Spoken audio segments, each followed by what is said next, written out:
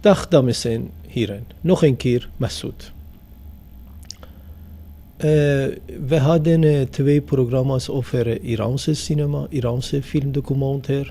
Nu, vandaag bij mij, er is een oude Iraanse filmregisseur.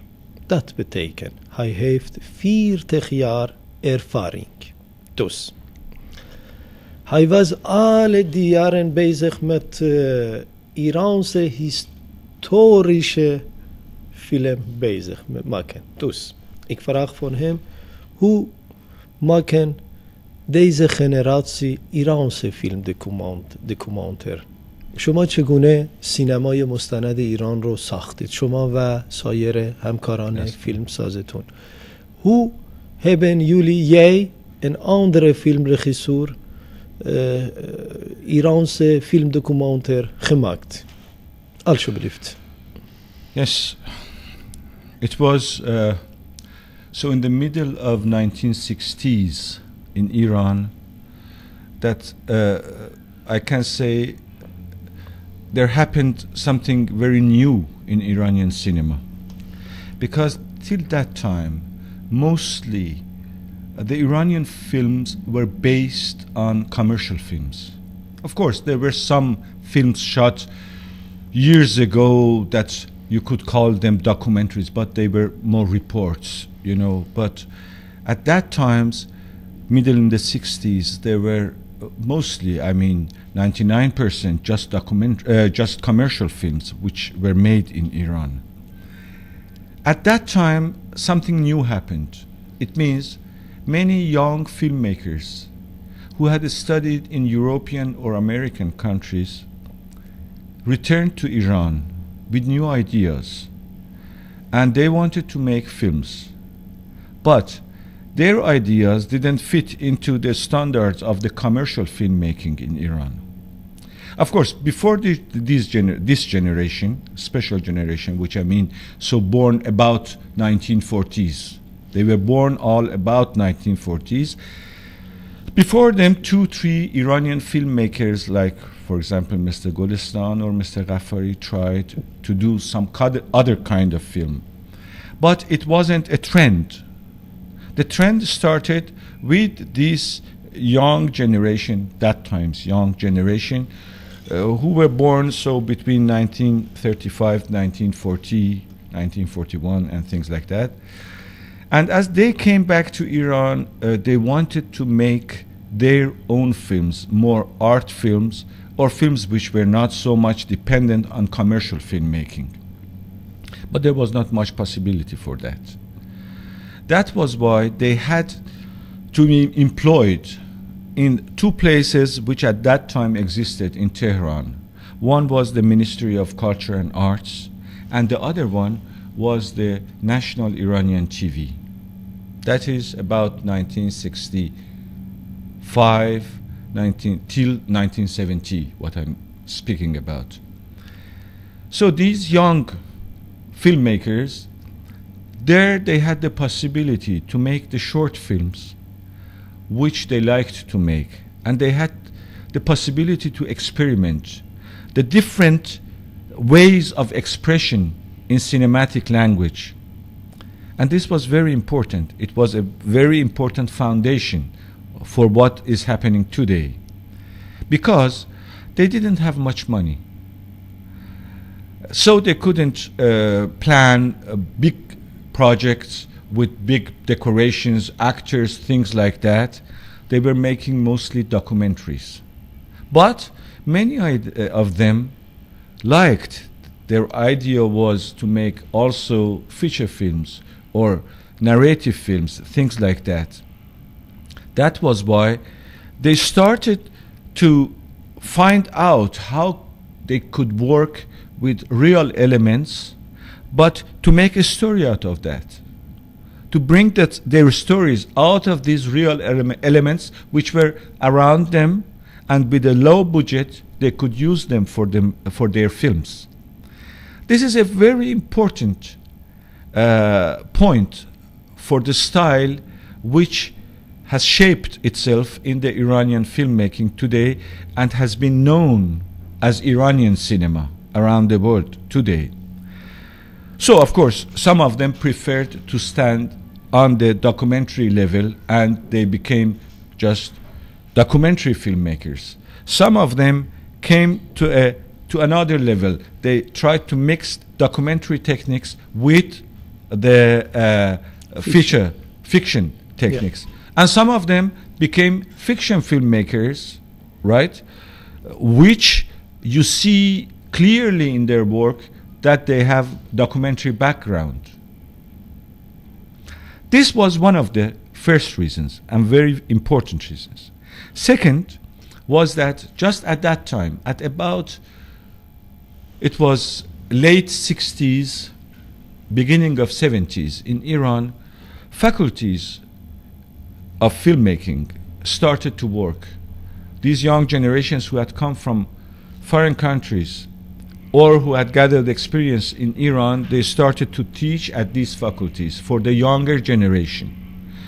And they shared their ideas with these young people.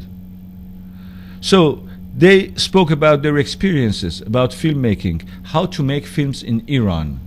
This was very important because it is completely another process if you want to make a film in Iran or you want to make a film in Hollywood, we say.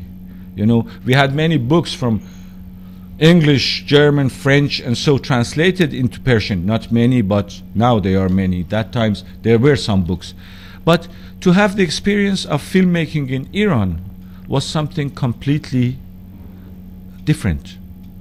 And these young filmmakers who had worked now in the Ministry of Culture and Art, in the National Iranian TV, in these faculties, they shared their ideas, their experiences with the young generation who wanted to start filmmaking. So you see that now another generation of filmmakers takes form. And so as they finished their study, they became assistants of these other older generation, and they started also to work. So it went on, but in spite of all, there was not much possibility to work with the commercial filmmakers before the revolution. Then there was the revolution. During the revolution, the pre-revolutionary commercial cinema in Iran did not have the possibility to continue. It should stop. Why? Because, you know, those films which were made really, I can't say they were many of them were not, they were too commercial just. They were imitations of Indian or Hollywood films, and they tried to make bad imitations out of that. And they were exceptional filmmakers who succeeded to make long feature films before the revolution, which were as art film, as films which you could really admire, were interesting. One of them was Shahid Saleh, who started his work in Iran and then went to Germany. Just before revolution, he went to Germany. Anyhow, then there was the revolution. So the commercial filmmaking in Iran had to stop the way. The new generation, we say, the revolutionary filmmakers, didn't have experience enough to make good films now. There was a gap. Iranian cinema needed films. This was the time that generation who started with documentary filmmaking years ago now had time to make long feature films. But the style that they had experienced, it continued in their long feature films too, which you see, for example, if you continue in Kiarostami's work. It is known because he made long feature films which went out and won prizes and so. But I can remember, I myself, for example, about 7 years long I was working on short stories. It was between 1970 and 1977, 8. On short stories, it was for an educational institute. They wanted to have educational films about problems of parents, children, and things like that. So in those films, I had to learn how to work with non-actors, with real elements, in real spaces, right? So it was a training for me. I made about, I can say, from 4 minutes long to 50 minutes long, about 30 such kind of films. So I learned this language. And afterwards, after the revolution, as I wanted to make my first feature film, it was called Viva Some Points, which was shown 1980. Beautiful, very beautiful film. Thank you. It was shown at Carlo Vivari. Thank you. It was shown 1980 at Carlo Vivari Film Festival, and it won a prize there. So as I made this film, everybody said it is a feature, but with documentary elements. These documentary elements were very natural for me because I had worked with them in my short films. Okay, and this is through this gap that generation started to make longer films, and the new post-revolutionary young filmmakers started to gather experiences too. And that was why, after some years, the more talented ones of them, like Makhmalbaf, like Majidi, and these persons, so after some films which they experienced at the start, after those, they made their successful films. But all of these were based on this experience of documentary filmmaking at the end of 60s, which started in Iran, and it continued then, and it made a transition into feature filmmaking. And it made the style of documentary, mixture of documentary feature together, which I see here also many people from the audience ask me why Iranian films mix documentary and feature, and that's why, it is based on this experience. It's a result. That's the result of the whole experience, yes. And court offer yourself. So now you have to translate it into English. You meant I have to introduce myself? Yeah. Yes? Wie is Khosow Sinai? Khosow Sinai is a filmmaker who is working now since more than 30 years, exactly said 33 years. I started my work as an artist.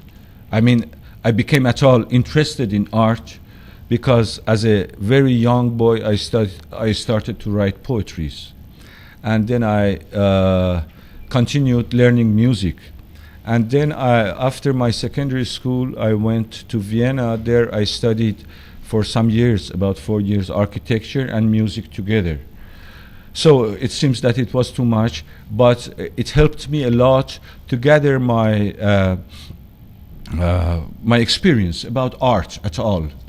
And after all, I came to the point that in the cinema, I can use all of that, what I have learned through literature, music, architecture, and all of these I can use in cinema. And that was why I decided to change and to study filmmaking. So at the Academy of Music and Dramatic Arts in Vienna, I studied film directing and script writing, and I finished as that. And as I went back to Iran, I belonged to that generation who started at the Ministry of Culture and Arts with short documentary filmmaking. Afterwards, I made short stories, and just at the start of revolution, I produced also myself my first feature film, which was Viva. And from that time on, I started to write the music for my own films too. That's Khosow Sinai. Last film? My last film is a film which was shown now in several countries. It is a feature film, a long one, called Bride of Fire. And so this is a film about tribal problems which